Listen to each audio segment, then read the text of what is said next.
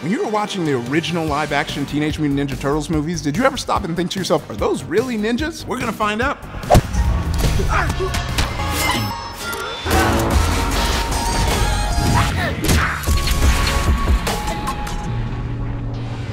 Today, we're talking about those Teenage Mutant Ninja Turtles, but more specifically, the first live-action film that was made in 1990.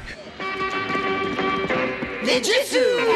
Interestingly, one of the creators of the Turtles, Kevin Eastman, was one of my students for a long time. Yeah, and I'm the first guy he ever took martial arts from. But he became quite an accomplished martial artist. Yeah, because I was going to say, you know, the original comics are very different than what we actually see, because it's actually like straight up secretive ninja action going on, a little violent, but so good. Well, it was. And then the application into the children's market really kind of smurfed out the Turtles, and that's what made them a bit more palatable for the mainstream.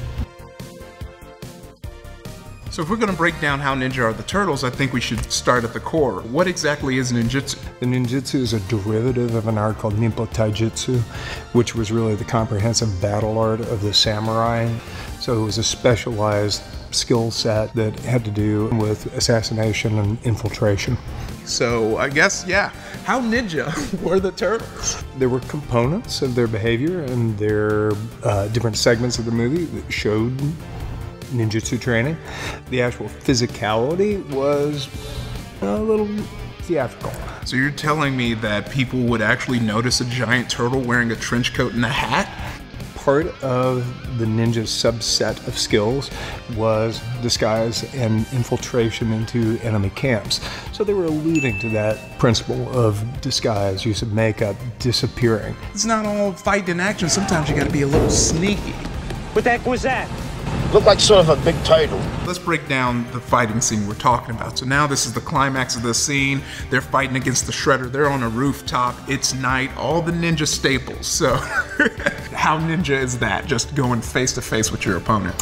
Not too, actually, because most of it was done, kind of think of a SEAL team, being able to creep in under the cover of night, catching the enemy by surprise, and then eliminating the threat, and then exiting before anyone ever knew they were there. And they got into a lot of jumps and spins and using some Okinawan weapons, which was really fun and super cool, but not so much ninjutsu.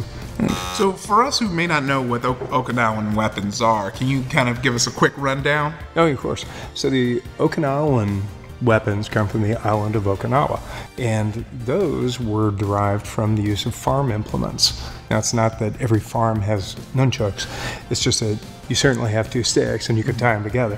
So having two sticks and tying them together, and the bow, of course, it's a long stick. Yeah. Everybody has long sticks. Yeah. So this is something that we see throughout history in multiple cultures. Yeah, even in coming to America, you might be mopping and then you just, you got to unscrew that stick and now you can disarm Samuel L. Jackson. There you go. That's all you need. It's actually the Shredder's movement is more ninjutsu than the Turtles. Everything is efficient, everything's tight, clean, there aren't spins, fancy moves. He stops one movement, stops a movement, boom, upends one of the Turtles and then moves on to the next thing. You can see the simplicity of Shredder's movements as compared to the very acrobatic movements of the Turtles. Okay, so if the spinning kicks and all that extra flourish isn't ninjutsu, what is that closer to?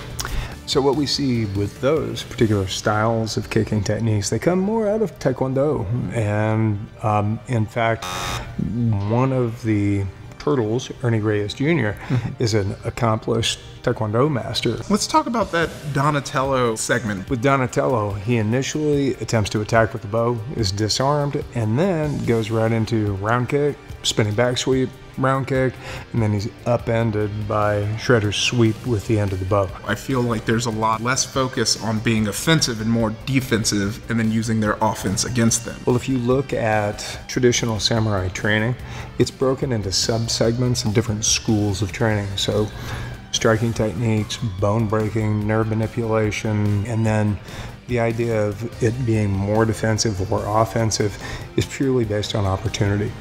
So the Turtles, they have the geography, they have the deceptions, disguises, but the fights not so much. So who do you think we would give the crown of ninjutsu to in the Ninja Turtles movie? Well, I think what we see in the scene that we've analyzed is that the Shredder actually comes away with that. No!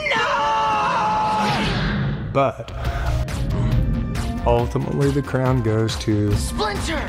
Yes, Urokus.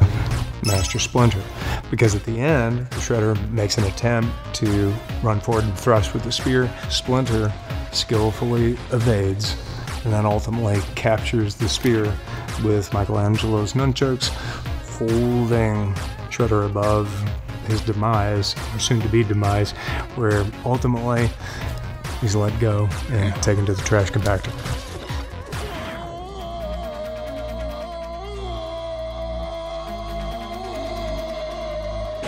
Yeah. And then Casey Jones murders the Shredder by going, oops, which is not cool at all. See? I wasn't ready for that plot twist. Turns out it is Master Splinter. That's why he's the master, and the Turtles have a little bit more to learn. And where can people find you at? Well, they can go to our website, ekata.net, to be able to learn more about what we do. Awesome, and you know you can find me at IfYWay on Twitter, Instagram. Subscribe to Gamma Ray. Comment below with the fight scenes that you'd like us to cover in the future, and make sure you come back next week for some more fighting show.